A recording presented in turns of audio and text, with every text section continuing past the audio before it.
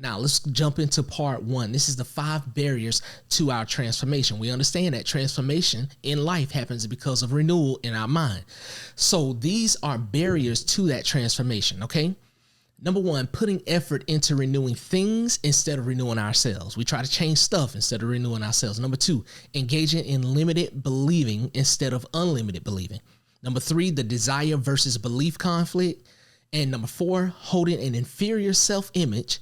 And number 5 is avoiding the work of renewal. Okay, these are the 5 barriers to our breakthrough and our transformation.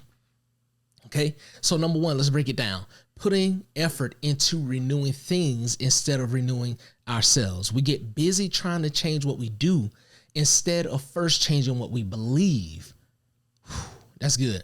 This creates a short-term burst of change that's unsustainable, and doesn't usually last. So we think about our New Year's resolutions. For a lot of people, they try to start New Year's resolutions, and what's happening? They don't change their mentality. They don't change themselves. They're trying to change what they do without changing who they are. And that never works. It lasts for a short period of time because it's willpower that's at work. But then when that subconscious mind kicks back in and it says, hold on, you off program. You're not operating the way that we usually operate. That's when I don't feel like going to the gym today starts to kick in. Oh, that cheesecake looks great today. That's when those thoughts and ideas of who we've been for the past 10, 15, 20 years of our life, that stuff starts to kick in, right? And so it's telling you, no, you can't force me to change this way. You have to renew me into change. And so instead of us trying to change who we are and what we believe, we change what we do. And so that's the first barrier. We have to change that. Changing what you believe only happens through renewing your mind, right?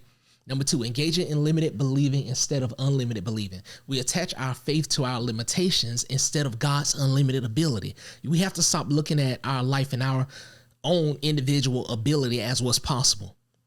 We have to step into the possibility of God, because all things are possible with God, and all things are possible to them that believe.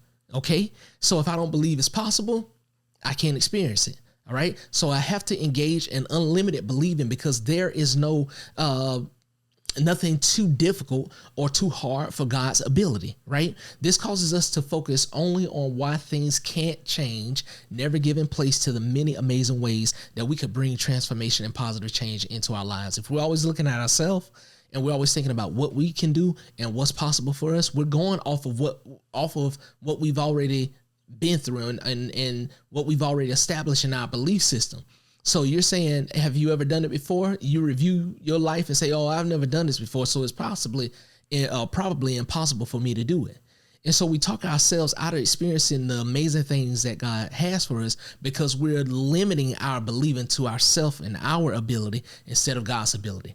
So the lids on life are totally removed when we learn how to renew our mind. I guarantee you'll see that God has so much more for you to experience once you start believing on a different level. And that comes through renewing your mind.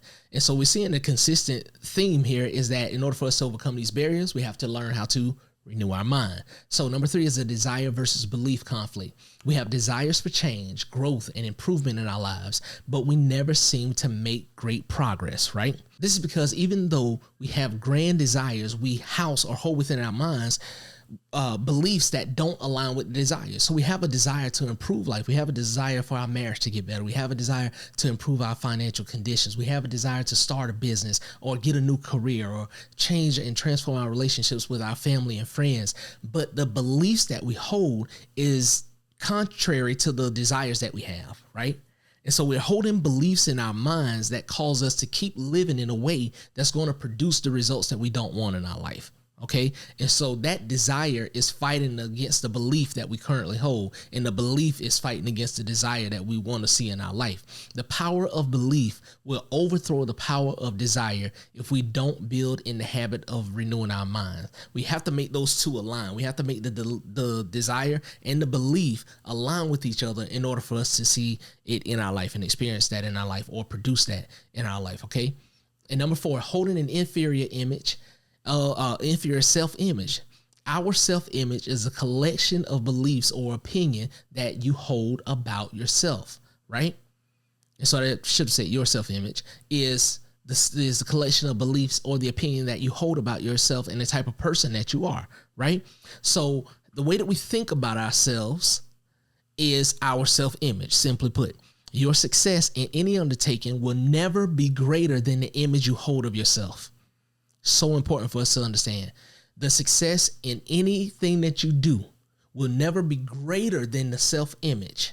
It'll never be greater than the image that you hold of yourself. Holding an inferior self-image causes you to create a cap or lid, almost like this invisible glass ceiling, on what God can do through you, which ultimately brings life change to a halt.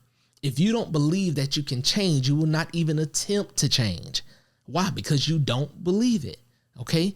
But how does change happen? I know you know it by now, through renewing your mind. Okay. So 5, avoiding the work of renewal.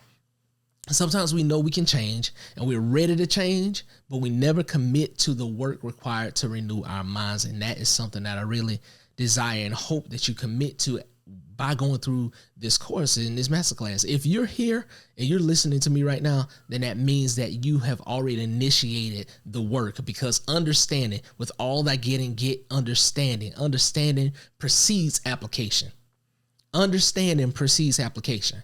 So in order for you to apply this, you have to first understand it.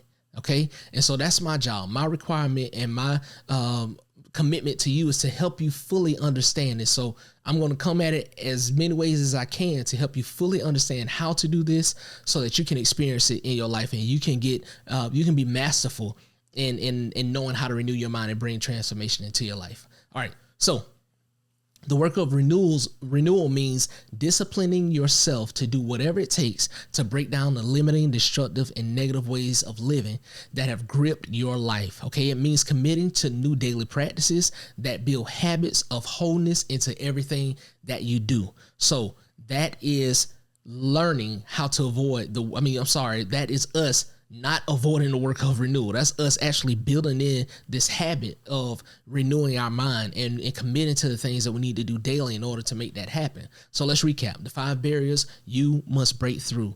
These are the 5 barriers to transformation: putting effort into renewing things instead of ourselves, engaging in limited believing instead of unlimited believing, the desire versus belief conflict, holding an inferior self-image, and avoiding the work of renewal. We're going to show you how to get past all of these. Okay.